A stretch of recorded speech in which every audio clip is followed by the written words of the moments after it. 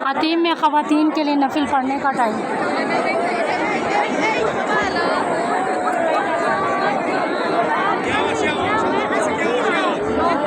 हतीम में ख़वातीन नफिल पढ़ रही हैं। 10 बजे से लेकर रात 2 बजे तक टाइमिंग है।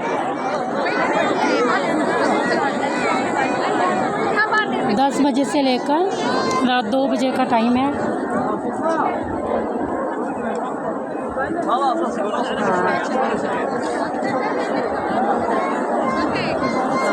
बहुत ज़्यादा रश।